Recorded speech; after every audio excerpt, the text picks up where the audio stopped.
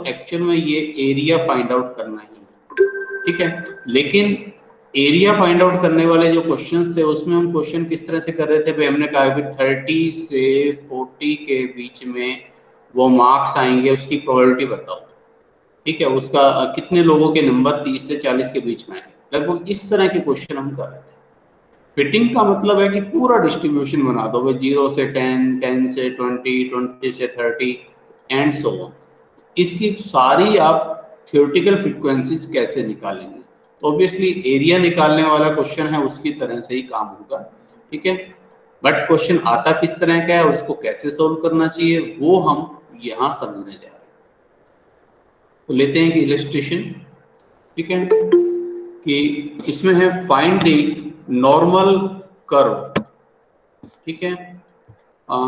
Find the normal curve to the following data by the, अच्छा इसके दो method होते हैं, एक मेथड ऑफ एरिया और method of coordinate. Method of coordinate मैं आपको नहीं करवा रहा हूँ, ज्यादा इंपॉर्टेंट भी नहीं है, ठीक है। उसके लिए ऑर्डिनेट टेबल जो एरिया की दूसरी टेबल होती है नॉर्मल कर्व की, वो यूज होती है, बट हमें जरूरत नहीं है। मेथड ऑफ एरिया जो हम प्रैक्टिस की हुई है, जिसपे हमारा ज्यादा काम है, हम उसी को समझेंगे और इम्पोर्टेंट भी वही है। तो मेथड ऑफ एरिया यूज करते हुए आपको नॉर्मल डिस्ट्रीब्यूशन बनाना है उसका, ठीक है। अब जो गिवन है वो क्या है, you are given the variables, यहाँ क्लास में लिख सकता है वो, और ये है उसकी फ्रीक्वेंसीज। फ्रीक्वेंसीज कौन सी वाली है भैया, ये है ऑब्जर्व्ड फ्रीक्वेंसीज। ऑब्जर्व्ड और एक्सपेक्टेड फ्रीक्वेंसी का मतलब मैंने आपको जो बिल्कुल फर्स्ट लेक्चर था वहां पर आपको बताया था कि क्या होना चाहिए। जैसे हमने कहा कि कॉइन को टॉस किया, आप 10 कॉइन टॉस किए तो भाई कितने हेड कितने टेल आने चाहिए, जितने आने चाहिए वो एक्सपेक्टेड है, और आपने उछाले और एक्चुअल में जितने आए वो ऑब्जर्व है, ठीक है। तो ऑब्जर्व का मतलब जो हमने करके देखा, एक्चुअल में जो डेटा है वो ये है।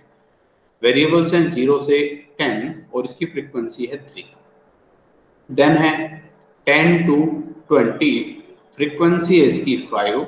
फिर 10-10 का इंटरवल है 20 to 30, इसकी फ्रीक्वेंसी है 8।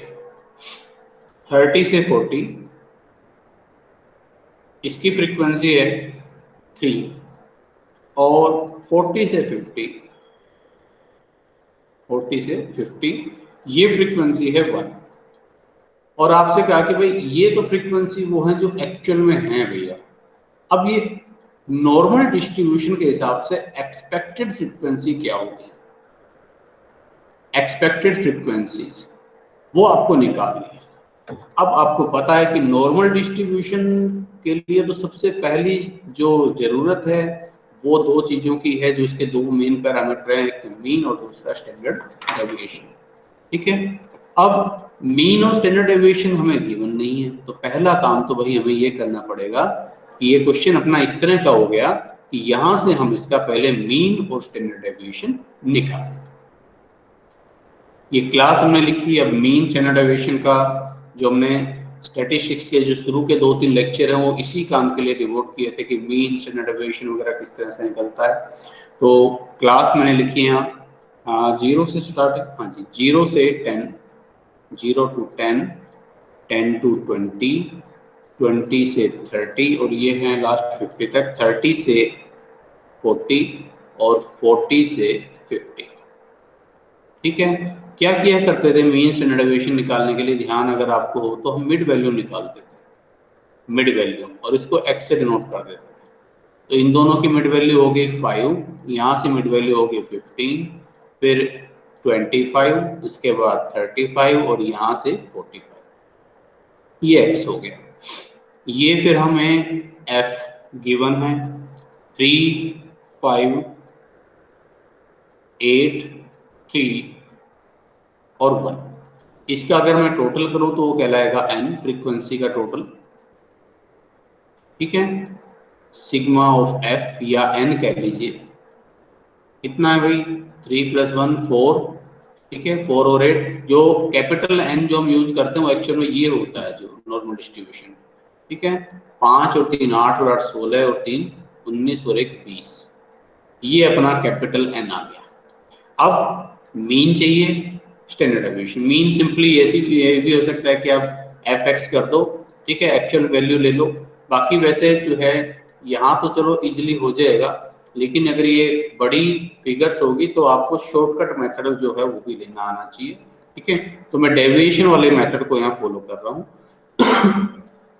ठीक है, और स्टैंडर्ड डेविएशन का भी दोनों मेथड आप यूज कर सकते हैं। एक्स अगर आप सिंपली अब एफ एक्स करके फिर sigma F X divided by N करते हैं तो एक्स बार आ जाएगा। फिर आप एक्स माइनस एक्स बार का स्क्वायर करके उसको एफ से गुना करते हैं, उससे भी आ जाएगा। यहाँ तो सिंपल सा क्वेश्चन है, लेकिन मैं कहूँगा हैबिचुअल हो जाइए थोड़ा सा, जो दूसरा फॉर्मूला है उसको भी यूज करने के लिए। तो डी निकाला करते थे हम।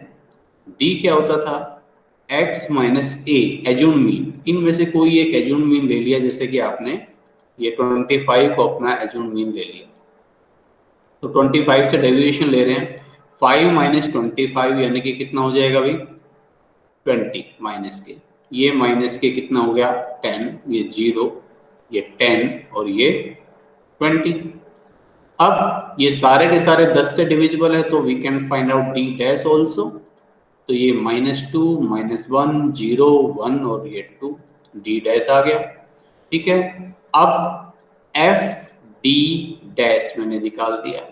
ठीक है, एफ डी डैश, ठीक, एफ डी डैश क्या हो जाएगा भाई, एफ को डी डैश से गुना कर दो, 3 × 2 माइनस के 6, 5 × 1 माइनस के 5, 0 3 और 2। ये समेशन हो गया एफ डी डैश, 3 और 2 5, 5 में से 5 ये 0 हो गया, यानी कि माइनस के 6। ये एक तरह से अब आपका स्टेप डेविएशन मेथड लग गया मीन का। तो एक्स बार अगर आपको निकालना हो तो कैसे निकालेंगे, सिग्मा एफ डी डैश, ठीक है, डिवाइडेड बाई एन। अब आपने इस पूरे को डिवाइड किया हुआ है किससे, 10 से, इंटरवल कितना ले रखा है 10, तो इसको पूरे को वापस मल्टीप्लाई करो आई से, यानी कि 10 से मल्टीप्लाई करो, और प्लस जो आपने इसमें से घटाया हुआ है ए, ठीक है, फॉर्मूले के रूप में लिख देता हूँ आई, और फिर जो आपने इसमें घटाया हुआ है वो वापस ए जोड़ दो। तो सिग्मा एफ डी डैश हो गया माइनस के 6 गुना ये 10 हो गया डिवाइडेड बाय एन यानी कि 20, और प्लस आपने क्या कम किया हुआ इन सब में से 25,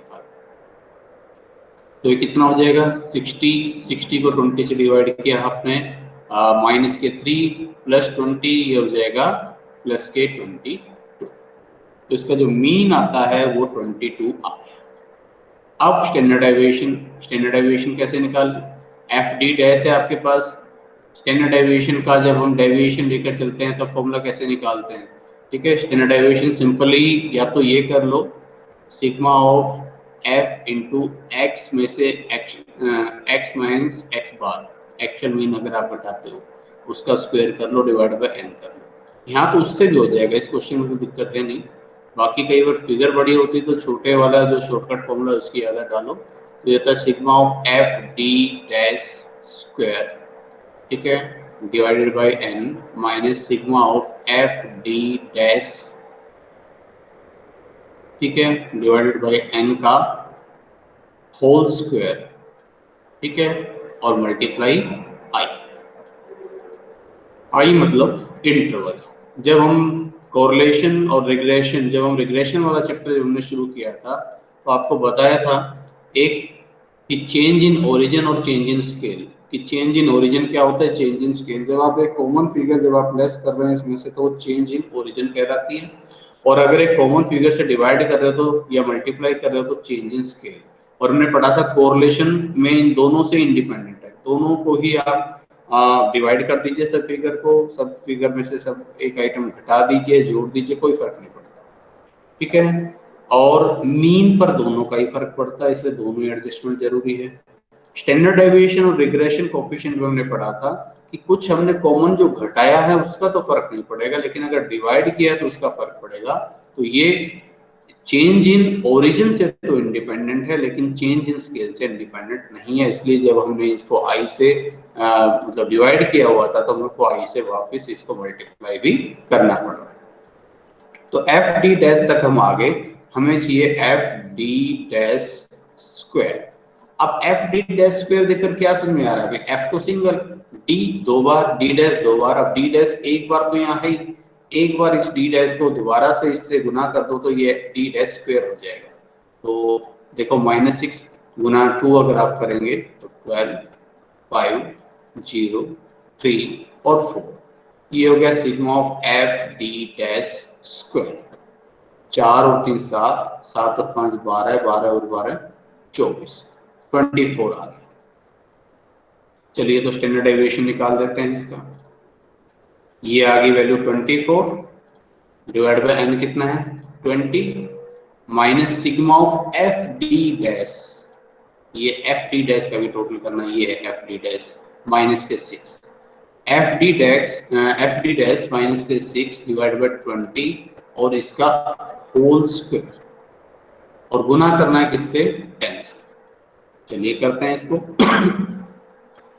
तो पहले उसको सोल्व कर लें। 6 को 20 से डिवाइड किया, 6 डिवाइड बाय 20, ठीक है, ये आते हैं 0.3 माइनस के, और 0.3 का फिर हमने कर दिया स्क्वायर, ये 0.09 आ गया, ठीक है, प्लस का हो गया, और ठीक है, और 24 इधर से 20 से डिवाइड हुआ तो ये वैल्यू कितनी हो जाएगी 1.2 माइनस, ये वैल्यू प्लस की हो चुकी है तो आगे माइनस ही लगा रहेगा 0.09, ठीक है, और मल्टीप्लाई 10, तो 1.2 माइनस 0.09 मैंने किया, इसका मैंने किया अंडर रूट, ठीक है, 1.053 आता है, ठीक है, ये वैल्यू जो सोल्व होकर 1.053, और मल्टीप्लाई, ये ध्यान रखना कभी गलती कर दो, ये आई जो है ना ये अंडर रूट के अंदर नहीं है, आप देख भी पा रहे होंगे, मैं इसको बाहर लिख रहा हूँ, मल्टीप्लाई इसको करो 10 से, तो 10.53, ठीक है, ये आ गया इसका स्टैंडर्ड डेविएशन। तो भाई अभी तक तो मैंने कुछ नया तो करा नहीं, जो सिंपली मीन स्टैंडर्ड डेविएशन कैसे निकालते हैं वो हमने निकाल दिया, ठीक है, क्योंकि उसके बिना तो अपना काम करता ही नहीं एरिया मेथड। तो हमने एक्स बार अभी अभी निकाला, मीन निकाला 22 और स्टैंडर्ड डेविएशन इसका निकाला 10.5, ठीक है। अब हमें चाहिए क्या, वो जरा पहले अगर आप इस कर्व पर समझ लेंगे तो समझना आपके लिए आसान हो जाएगा, ठीक है। थोड़ा सा एक बार स्पेस इसमें क्रिएट कर देता हूँ, फिर उसके बाद हम कर्व से समझते हैं कि हमें एक्चुअल में करना क्या है। देखिए ये मैंने नॉर्मल प्रोबेबिलिटी कर्व अपनी तरफ से बनाने की कोशिश की है, ठीक है, ये अपना कर्व है। अब वो हमसे क्या चाह रहे हैं, ठीक है, पहले हमें प्रोबेबिलिटी निकालनी है, प्रोबेबिलिटी जो आएगी उसके बाद कैपिटल एन, फ्रीक्वेंसी का टोटल कितना है 20, उन सारी प्रोबेबिलिटी को हम 20 से गुना कर देंगे तो फ्रीक्वेंसी बन जाएगी। अब देखो यहाँ तो तुम्हारा है मीन बीचों बीच, ठीक है, ये है तुम्हारा मीन, नॉर्मल डिस्ट्रीब्यूशन का मीन, और ये मीन है कितना एक्स बार, ये है 22। लेकिन हमारी जो फ्रीक्वेंसीज हैं वो क्लास किस तरह से बनी हुई है, वो तो बन रही है 0 से 10, 10 से 20, यहाँ मान लो 0 हो, 0 से 10, यहाँ से कहीं 10 है, ये है 10, ठीक है, ये मान लो 0, तो 0 से 10 की प्रोबेबिलिटी चाहिए आपको पहले स्टेप में, इसका मतलब ये हो गया ना, ये हो गया 0 से 10, 10 की जो प्रोबेबिलिटी आएगी, फिर 10 से 20, ये भाई 20 मान लो यहाँ आ गया, ठीक है, तो ये 10 से 20, फिर क्या चाहिए आपको 20 से 30, ये 20 यहाँ है 30 यहाँ, ये तो बीचों बीच मीन है, अदरवाइज हमें चाहिए ये वाला।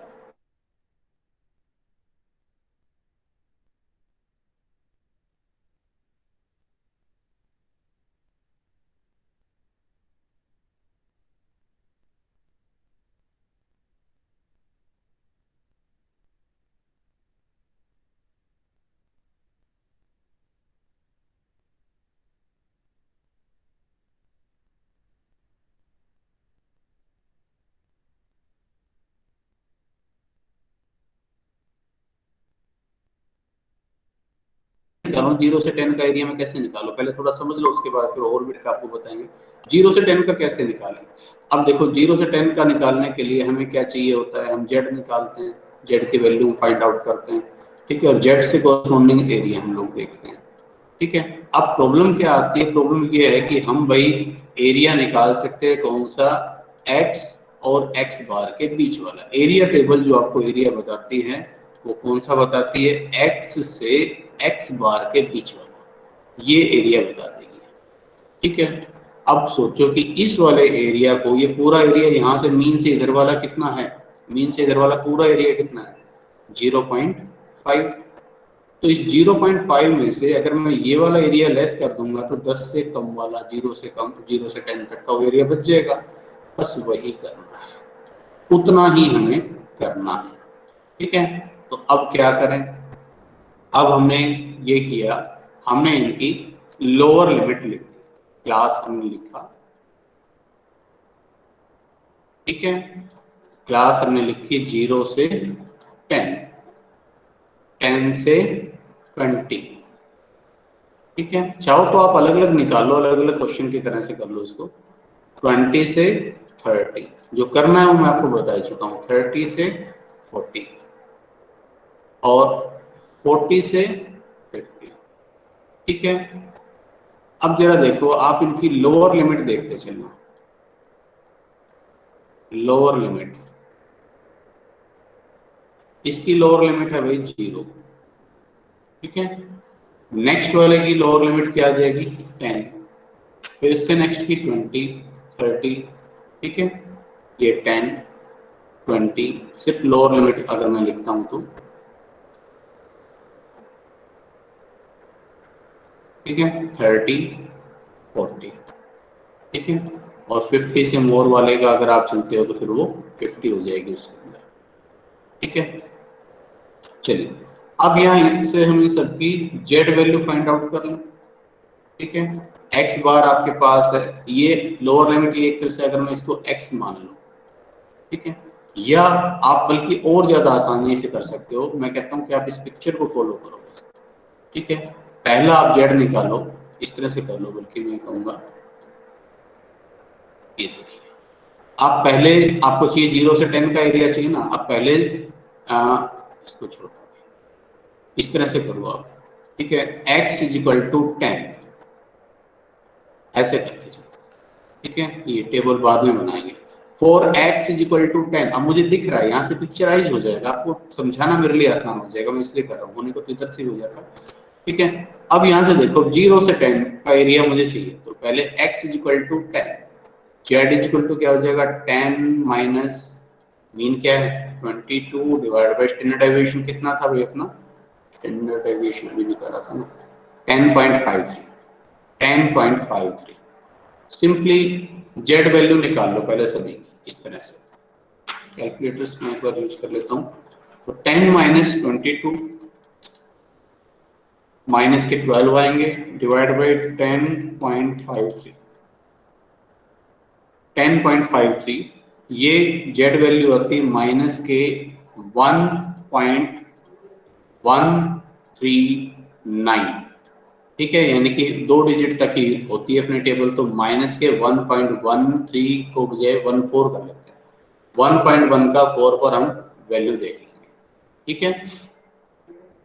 अच्छा, फिर इसके बाद देखो for Z X is equal to 20 हो, तो जेड कितना आ जाएगा 10 माइनस 22, हाँ जी बिल्कुल 10 minus, 10 minus sorry 20 minus 22 divided by 10.53, 2 divided by 10.53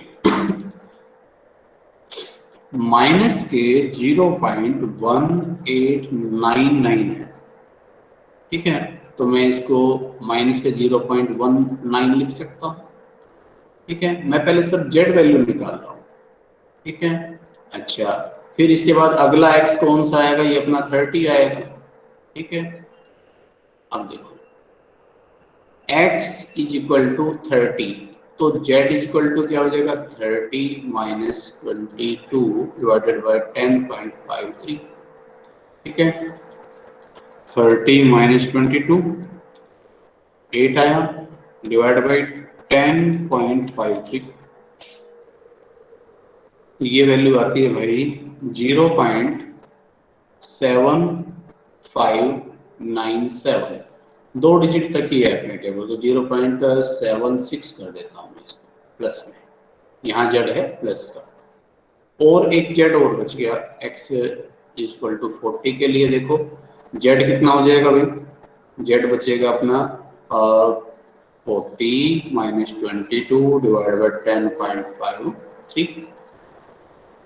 ठीक है, 40 माइनस 22 डिवाइड बाई 10.53, तो 40 माइनस 22, ठीक है, 18 डिवाइड बाई 10.53, ये आता है भाई प्लस के 1.709, ठीक है, यानी कि मैं इसको 1.71 लिख सकता हूँ, लिख दिया मैंने, ठीक है।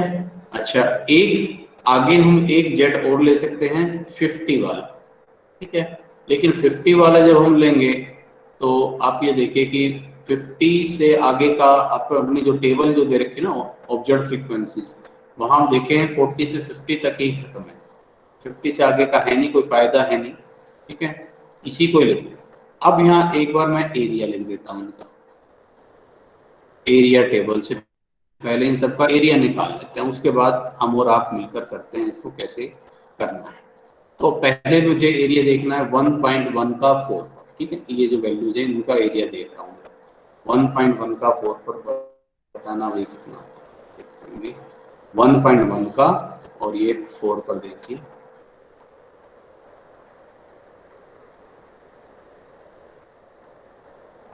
1.1 का 4 पर 1 2 3 4 3729, अभी जस्ट मैं एरिया लिखा है 0.3729, ठीक है। अब 0.1 का 9 है ना, 0.19 का मतलब 0.1 का 9, चलिए वो भी देखते हैं, ये 0.1 रहा, इसका 9 पर कितना है भाई 0.0753, 0.0753, ठीक है। अब 0.7 का 6 पर, 0.7 का 6 पर, 0.7 का 1 2 3 4 5 6 2764, 0.2764। अब 1.7 का 1 पर, 1.7 का 1 पर 4564, 0.4564। चलिए सारा एरिया हमने निकाल दिया, ठीक है। अब बाकी फैसला आपको करना है, ठीक है। अब जरा मुझे बताते चलना, ये मानना कि अब मुझे नहीं पता है, अब आप एक बार अपनी तरफ से सोचो, ठीक है। मुझे सिर्फ इतना पता है इधर का एरिया भी 0.5 है और इधर भी ये पूरा एरिया जो है ये 0.5 है, और मुझे जो एरिया आया है ना उस एरिया को इनके बीच में सेट करना है 0 से 10। अब जरा देखो, जब z बराबर 10 मैंने लिया था, सॉरी x बराबर जब मैंने 10 लिया था, तो उससे कोरस्पॉन्डिंग जो z आया, कलर थोड़ा चेंज कर दूं ताकि तरीका से, जब x बराबर मैंने 10 लिया था, ठीक है, तब जो z की वैल्यू आई और उससे जो एरिया आया, अब सोचो और बताओ वो एरिया कहाँ कौन सा आया होगा, एरिया हमेशा आएगा x और x बार के बीच का, ठीक है। तो एरिया आया होगा 10 से 22 के बीच का, 10 से 22 के बीच का, ठीक है। तो area between 0 to 10, area between 0 to 10, ठीक है, ये क्लास लिख दिया मैंने और इसका मैं लिख रहा हूँ अब एरिया। अब सोचो और बताओ कैसे निकालूंगे ये पूरा एरिया 0.5, ध्यान से समझना बात को, पूरा एरिया 0.5, इसमें से ये वाला इतना एरिया हमने अभी देखा, ठीक है, 0.3729, ये है 0.3729, तो इधर का एरिया कितना बच जाएगा 0.5 में चला इसका, ठीक है, 0.5 माइनस 0.3729, तो ये इधर का एरिया बच गया 0.5 माइनस 0.3729। इस तरह से अपने आप से क्वेश्चन करके करोगे तो ये काम ज्यादा आसानी से हो जाएगा। करने को तो टेबल में थोड़ा सा लिखा हुआ भी अच्छा लगता है, लेकिन समझ में आपको इससे ज्यादा अच्छा आएगा। ठीक है, मैंने एरिया लिख दिया। अब 10 से 20 का एरिया मुझे चाहिए। अब जरा सोचो, फिर से समझो, यहाँ आ जाओ। जब मैंने 20 को लिया होगा, अब ध्यान से समझना बात, जब मैंने 20 को x लिया होगा, ठीक है, मुझे चाहिए कौन सा एरिया, ये वाला। जब मैंने 20 को एरिया लिया होगा तो ये जो x लिया होगा, तो जो एरिया 20 के बेस पर निकला वो कौन सा आया होगा, x और x बार के बीच वाला, ये एरिया आया होगा। और ये एरिया है कितना, जरा देखना, अभी हमने देखा है 0.0753, ये 0.0753 इतना एरिया है। अच्छा, हमें चाहिए इन दोनों के बीच वाला, ये चाहिए हमें। तो अब ये कैसे निकालूं, पूरा कितना है 0.5, उसमें से ये कितना है मालूम पड़ गया, ये वाला कितना है ये भी हमने अभी निकाला, अभी किया है ना हमने, 0 से 10 के बीच का कितना आ रहा है 0.1271, 0.1271, तो ये वाला कितना है, ये तो इसलिए निकल आएगा। ठीक है, तो कैसे निकालें, ये हो गया 0.5 माइनस, ठीक है, दो काम कर सकते थे आप दो काम कर सकते थे, ठीक है, चाहो, देखो मैं फिर से रिपीट कर रहा हूँ, दो काम कौन से कर सकते हो, या तो 0.5 में से इसको भी घटा दो, इसको भी घटा दो, ये बच जाएगा। नहीं तो दूसरा काम क्या कर सकते थे, अभी जब आपने z equal to x equal to 10 लेकर जब z निकाला था, तो ये पूरा एरिया कितना है, ये आ रहा था 0.3729, 0.3729 है ना, और 3729 में से इतना, ये वाला कितना है 0.0753, इसको घटा दो तब भी ये बच जाएगा। ठीक है, शायद ये ज्यादा आसान रहेगा मेरे ख्याल में।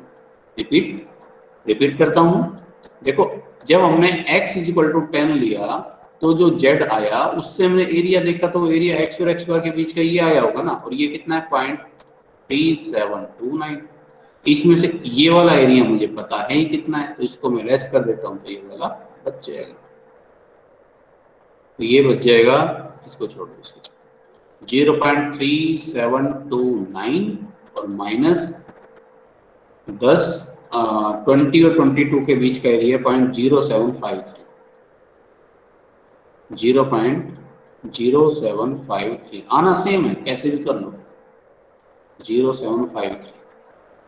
चलिए लेस कर देता हूं मैं इसमें से 0.3729 माइनस 0.0753, ये आता है भाई 0.2976, सॉरी 2976। ठीक है, अब 20 से 30 चाहिए, फिर से अपना ये डायग्राम आपकी हेल्प करेगा। मुझे चाहिए कौन सा, 20 से 30, ठीक है, 20 से 30 ये वाला, ये एरिया चाहिए। अब इसमें से ये वाला कितना है, इधर से मीन से इधर वाला है 0.0753, ठीक है, और मीन से जब आपने x इक्वल टू 30 लिया है तो 22 और 30 के बीच का एरिया आपके पास है। देखो जब आपने 30 लिया है तो 22 से 30 के डेविएशन वाला एरिया 0.276, ये वाला है 0.2764, यानी कि मैं इन दोनों को जोड़ देता हूं तो एरिया आ जाएगा, इन दोनों को जोड़ दूं, 20 से 30 का चाहिए, तो इधर का एरिया मीन से इधर का एरिया, मीन से 22 से 20 तक का एरिया, 22 से 30 तक का एरिया, दोनों को जोड़ दो तो 20 से 30 तक का एरिया बन जाएगा। तो ये सिंपली हो गया 0.0753। क्यों जोड़ रहे हैं और क्यों घटा रहे हैं वो आपको पता चली गया होगा। 0.2764, 0.2764 यहाँ जोड़ना है दोनों, ठीक है। क्यों का कारण मैंने आपको बता ही दिया, ये अपोजिट तरफ है। 0.0753 प्लस 0.2764 ये है वही 0.3517। अब चाहिए हमें 30 से 40। चलिए फिर से टेबल पर अपने उस पेपर ऊपर चलते हैं। 30 से 40। अब जब मैंने x इक्वल टू 40 लिया तो जो z से एरिया आया वो मीन से शुरू होकर यहाँ तक आया होगा, ये वाला एरिया। जरा देखें ये एरिया कितना है टोटल।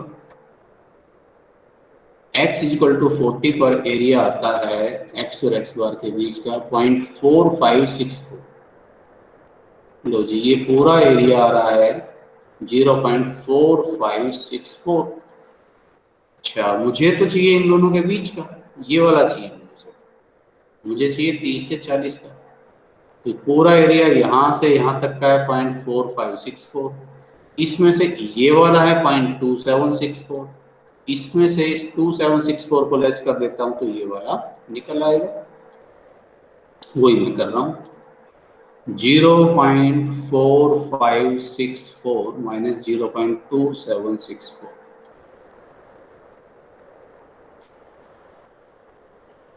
2764 ठीक है। तो ये हमने लेस कर दिया इसमें से 0.4564 माइनस 0.2764 इज इक्वल टू 0.18। ये इनका एरिया आ गया। और 40 एंड मोर या 40 से 50 कह लो, बाकी 40 एंड मोर होना चाहिए क्योंकि बाउंडेशन ही है। 50 से आगे भी हो सकता है वेरिएशन, बट जो क्वेश्चन में था 40 से 50 तुमने वही लिखा। अब भाई मुझे चाहिए लास्ट में एरिया ये वाला। तो भी 40 से लेकर मीन तक का एरिया तो मेरे पास है ना 0.4564, और ये पूरा पूरा एरिया 0.5। इसमें से इस वाले को लेस कर देता हूँ तो ये वाला निकल आएगा। तो 0.5 माइनस 0.4564, तो 0.5 माइनस 0.4564 अगर आप करते हैं तो ये आता है 0.0436, 0.0436, ठीक है। ये अपनी प्रोबेबिलिटीज याद है। और अब हमें चाहिए थियोरेटिकल फ्रीक्वेंसीज। वो क्या होती, जो प्रोबेबिलिटी आई उसको कैपिटल एन से गुना कर दो। तो 0.271, तो आउट ऑफ 20 कितने मिलेंगे, गुना कर देंगे। इसको भी मल्टीप्लाई 20 मल्टीप्लाई 20 मल्टीप्लाई 20 और मल्टीप्लाई 20, देखते हैं कितनी आती है इनकी थियोरेटिकल फ्रीक्वेंसीज। तो 0.1271 मल्टीप्लाई 20 2.54। नेक्स्ट है 0.296 0.2976 मल्टीप्लाई 20 5.952। फिर 0.3517 multiply 20 7.20 3.6 0.0436 multiply 20 0.6 0.0436 multiply 20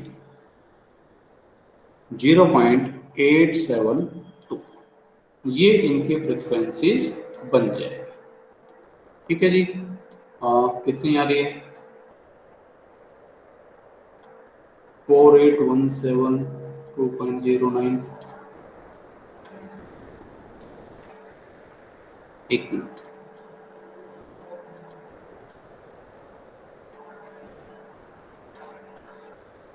x minus X bar divide by standard deviation 0 से 10, ये वैल्यू जाएगी। एक बार आप इसमें कैलकुलेशन से एक बार और देख लेना, कहीं कुछ कि जेड वगैरह की वैल्यू निकालते टाइम अगर कुछ गड़बड़ हो गई हो तो वो आप एक बार देख लेना इसको। 3729, क्योंकि थोड़ा सा माइनर सा फ्रैक्शनल डिफरेंस आ रहा है, ठीक है। तो आप एक बार उसको कैलकुलेशन को चेक कर लीजिए, क्योंकि मैंने उधर ध्यान नहीं दिया, ठीक है। बुक में किस तरह की क्या कैलकुलेशन हो रही है। मैं सिर्फ आपके साथ ही कर रहा हूँ।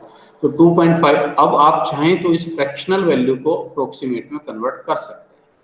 जैसे ये लगभग 3 हो गया, लगभग 6 हो गया, लगभग 7 हो गया, ये लगभग 4 हो गया, ये लगभग 1। पर ध्यान देख लेना कि टोटल 20 से ऊपर ना हो जाए। 4 और 1 5 और 7 12, 12 और 6 18 और 3 21 हो जाएंगे। ये तो इसको 2 ही रहने देते हैं, ठीक है। 6 और 2 8, 7 15 और 4 19 और 1 20 दोनों में छोड़ना है, ठीक है। ये एक्चुअल में जो वैल्यू आ रही है, एक्चुअल फ्रीक्वेंसी आ रही है वो, और इसको अप्रोक्स करके आप छोड़ सकते हैं, ठीक है। तो इस तरह से नॉर्मल डिस्ट्रीब्यूशन की पूरी कंप्लीट फिटिंग आप फाइंड आउट कर सकते हैं। जो थ्योरेटिकल फ्रीक्वेंसीज होनी चाहिए वो आप इस तरह से फाइंड आउट कर सकते हैं। अपने कर्व को देखिए, कर्व आपको गाइड करता चलेगा कि किस तरह की रिक्वायरमेंट्स, ठीक है। एक क्वेश्चन और कई बार आता है कि जो मैंने सोचे हुए थे सारे तो चलो मैं नहीं करवा पा रहा हूँ, बट चलो एक मैं और करवाता हूँ। उसमें कई बार आपसे पूछा जाता है कि जो how would you use normal distribution, ठीक है, टू फाइंड एग्जैक्ट फ्रीक्वेंसी। अब नॉर्मल डिस्ट्रीब्यूशन की देखो एक कमी है कि it is a continuous probability distribution. ये रेंज को बता सकता है, 10 से 20 की प्रोबेबिलिटी बताओ, 20 से कम की, 20 से ज्यादा की, 10 से कम की। अब मैं कह रहा हूँ भाई इसमें मुझे एग्जैक्ट 20 की चाहिए, तो कैसे निकालूं, ठीक है। अब सोचने वाली बात है, थोड़ा सा अगर हम कुछ सोचे तो हम काम कर सकते हैं। अगर इस तरह का क्वेश्चन आ जाए कि एग्जैक्ट 20 की फ्रीक्वेंसी निकालने के लिए कैसे यूज करोगे, तो देखो भाई ये पॉइंट है 20। अब नॉर्मल डिस्ट्रीब्यूशन की जिद ये है कि भाई मेरे को तो जब तक लोअर और अपर लिमिट नहीं मिलेगी मैं काम नहीं कर सकता, और मुझे चाहिए इस पॉइंट की। तो अब जब ये जिद कर ही रहा है तो मैं क्या करूं, थोड़ा सा इधर हो जाता हूँ, हल्की सी रेंज बना देता हूँ।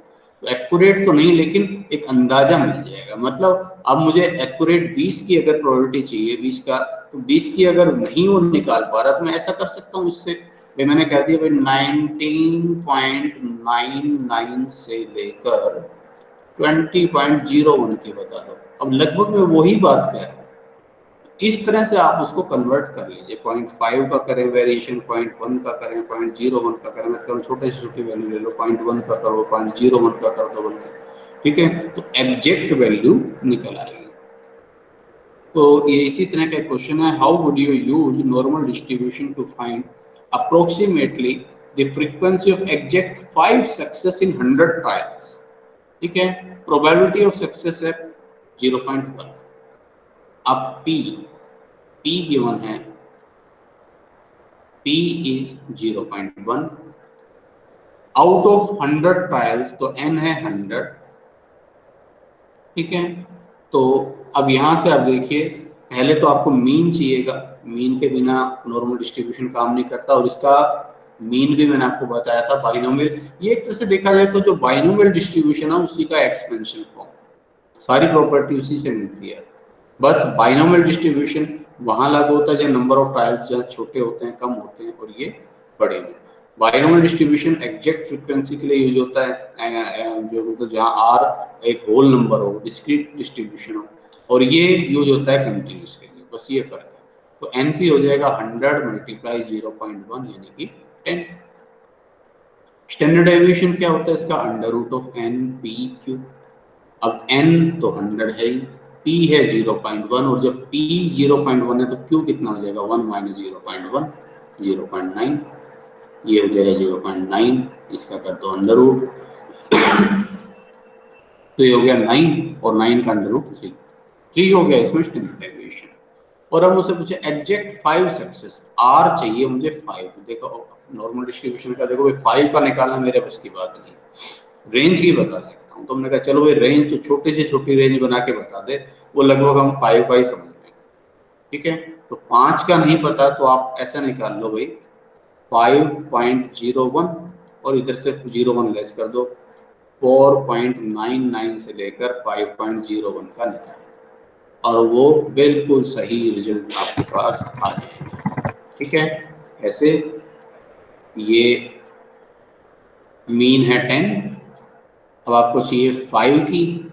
अब 5 तो नहीं हो सकता, पर चलो आपने किया 5.01 यहाँ और 4.99 यहाँ, तो ये बीच में 5 हो गया, तो ये लगभग 5 की प्रोबेबिलिटी निकलेगी। करना आप खुद।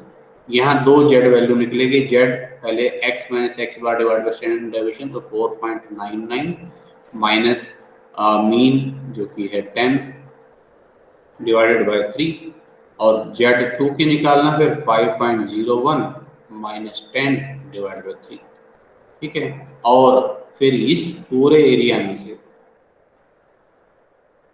इस एरिया में से, ठीक है, जो इससे निकलेगा, इस एरिया में से ये वाला एरिया लेस कर देना, ये जो बचेगा ये एग्जैक्ट 5 सक्सेस की लगभग प्रोबेबिलिटी निकलेगी।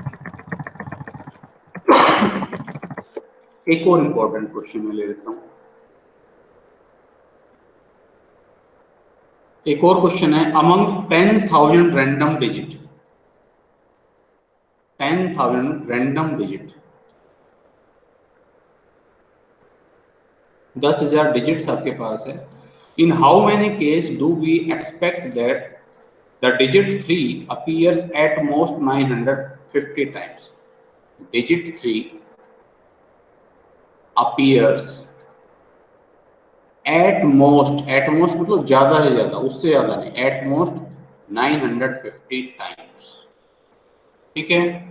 बस अब ये क्वेश्चन कह दिया, अब एक लाइन का क्वेश्चन है, पहले इसको समझो भाई, ये चीज तो समझने लायक होगी, ठीक है।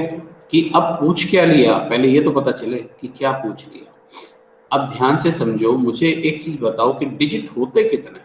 मैं आपसे कहूं कि कुल मिलाकर कितने डिजिट होते हैं जिससे दुनिया का कोई भी बड़े से बड़ा छोटे से छोटा नंबर बन सकता है। डिजिट होते हैं भैया ये सिर्फ 10, 0, 1, 2, 3, 4, 5, 6, 7, 8 और 9। ये टोटल 10 डिजिट होते हैं जिनसे आप दुनिया की कोई भी संख्या, कोई भी नंबर बना सकते हैं। अब इनमें सभी डिजिट के बराबर बराबर आने की प्रोबेबिलिटी हो, मान लो जैसे कि हमने कहा कि पर्चियां हैं और उन पर 0, 1, 2, 3, 4, 5 अप टू 9 या बोल्स हैं, मान लो 0 से 1 9 नंबर पड़ी हुई और एक बैग में रखी हुई है। अब मुझे रेंडमली कोई एक बॉल निकालनी है और मैं कहा कि वो 3 नंबर वाली बॉल होनी चाहिए, तो उसकी प्रोबेबिलिटी क्या हो जाएगी? 1/10। भाई 3 आने की प्रोबेबिलिटी 1/10, 5 आने की प्रोबेबिलिटी 1/10, क्योंकि 10 नंबर हैं, 10 टोटल डिजिट हैं, उनमें से कोई एक डिजिट आने की प्रोबेबिलिटी। तो आप कहेंगे कि कोई भी एक डिजिट, जैसे इन्होंने कहा कि डिजिट 3, तो डिजिट 3 आने की प्रोबेबिलिटी क्या है भैया? 0.1। 0.1 कहां से आया? 1/10। और डिजिट हैं कितने? डिजिट हैं 10। 1/10 मल्टीप्लाई 10, तो n है, मीन कितना हो जाएगा? 1/10 मल्टीप्लाई 10, यानी कि कितना हो जाएगा भैया? 1। इसका मीन कितना हो जाएगा? 1, ठीक है। अच्छा, हमें तो आउट ऑफ 10,000, सॉरी थोड़ा सा मैं चेंज करता हूँ। यहाँ अब आपके पास है क्या? ये जो 0 से 9 नंबर तक के डिजिट हैं, ठीक है। और यूं समझ लो, अब ये आपके पास 10,000 बॉल बिखरी हुई है, एक तरह से लो इसी रूम में 10,000 बॉल्स पड़ी हुई है, और उन बॉल्स पर किसी पर 0 नंबर लिखा है, किसी पर 1 नंबर लिखा है, किसी पर 2 लिखा हुआ, इस तरह से बहुत सारी नंबर्स की बॉल ये पड़ी हुई है, ठीक है।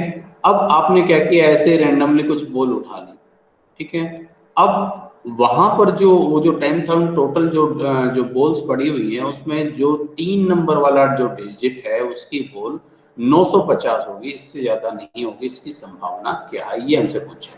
तो अब जरा हम मीन निकालते हैं, पहले मीन निकलेगा फिर यहाँ से, ठीक है। कि 0.1 जो प्रोबेबिलिटी और मल्टीप्लाई आउट ऑफ कितने में से चाहिए? 10,000 में से, तो मीन है 1,000।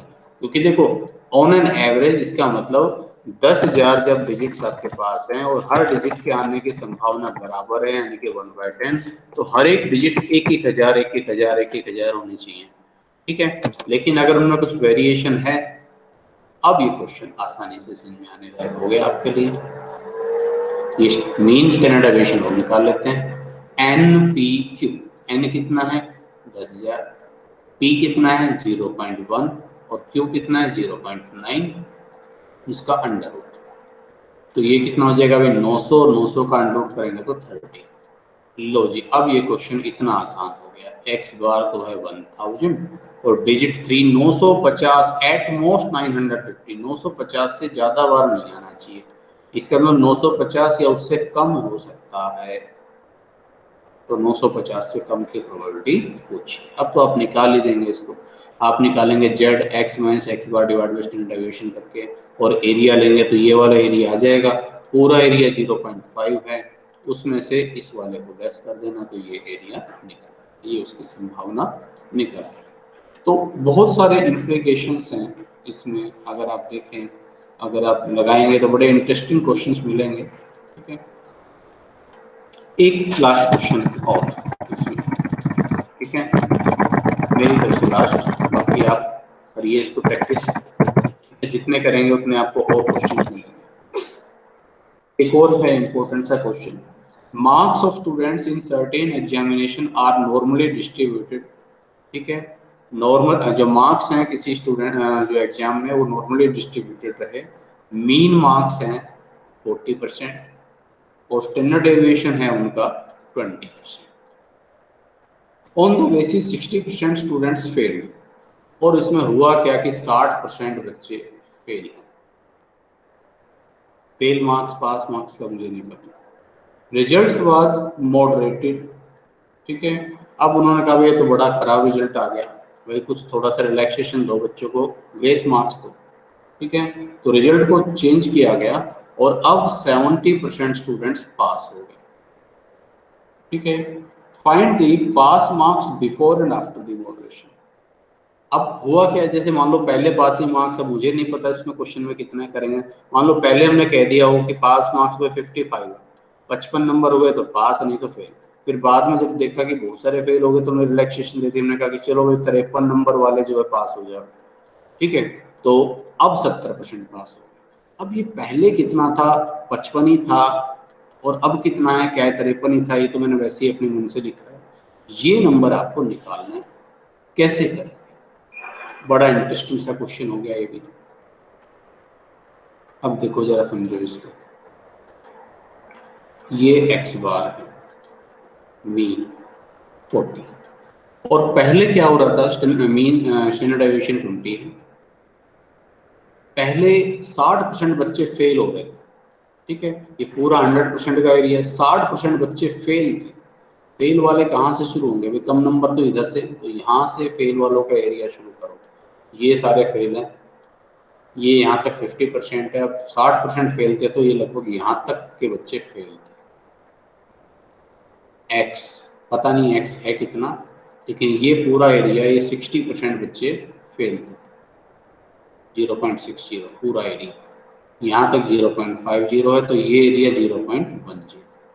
तो अब क्या करेंगे भाई, अब हम इस 0.1 से कोरस्पॉन्डिंग, जैसे वो एक्स निकालने वाले क्वेश्चन करवाए थे, उससे कोरस्पॉन्डिंग जेड देखेंगे, जेड प्लस में आएगा, फिर जेड के साथ वैल्यू लिखेंगे एक्स, एक्स तो निकालना है, माइनस एक्स बार कितना है भाई 40, divide by standard deviation 20, equal to जो वैल्यू आए वो। ठीक है, X minus X bar divide by standard deviation. ठीक है, और ये जो वैल्यू आएगी वो आप यहाँ रख देंगे, यहाँ से तो एक्स की वैल्यू निकल। अच्छा, फिर उन्होंने क्या कहा कि अब रिजल्ट, अब हमने क्या किया, उस रिजल्ट को मॉडरेट कर दिया, चेंज कर दिया, पासिंग मार्क्स में बदल दिए, और अब क्या हुआ, अब 70% बच्चे पास हो गए। चलो भाई क्या करें, अब पास वाले में किसके लिए ज्यादा कॉन्फिडेंस है, कह सकता हूँ कि पास है, ऑब्वियसली राइट साइड वाले बच्चे पास है।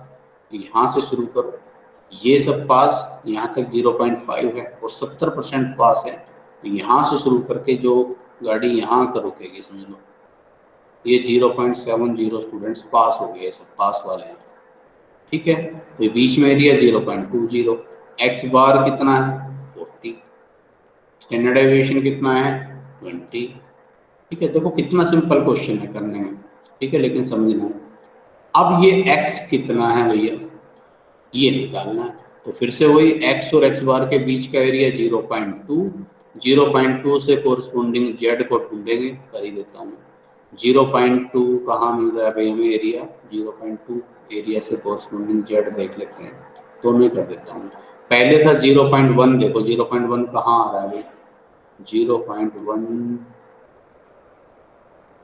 0, अच्छा सॉरी मैं 0.01 देख रहा हूँ, 0.1 चाहिए मुझे, 0.1 987 और 1026, 0.0987 ज़्यादा नज़दीक है उस एरिया के, ठीक है। तो उसमें जेड वैल्यू कितनी हो जाएगी, 0.2 का 5 पर 0.25, ये कर ही देते हैं, पहले वाले की बात कर रहा हूँ। तो यहाँ पर ये आया होता 0.25 और अब पुट कर दो भाई। पहले पासिंग मार्क्स कितने रखे हुए थे इन लोगों ने, x निकालना है, x bar 40 divide by standard deviation 20 is equal to 0.25, x minus 40, 2.25 गुना 20 कितना हो जाएगा 5, और x इज इक्वल टू 45। पहले पासिंग मार्क्स 45 रखे हुए थे, तो 60% बच्चे फेल हो रहे थे, अब 70% पास हो गए। अब पासिंग मार्क्स कितने किए जरा देखो, अब 0.2 आ रहा है अपना बीच के एरिया, तो 0.2019 0.1985, ये जो दोनों ही बीच के, दोनों बीच सही है। तो 0.2 देखो कहाँ पर है, 0.5 का 2 पर और 0.5 का 3 पर, ये बीच से में पड़ता है। तो 0.52 और 0.53 का मैं एवरेज कर लेता हूँ, 0.52 और 53 की एवरेज कर लेता हूँ, 0.52 और 0.53 एवरेज कर देंगे, मतलब तो 0.525 आ जाएगा उन्होंने एवरेज।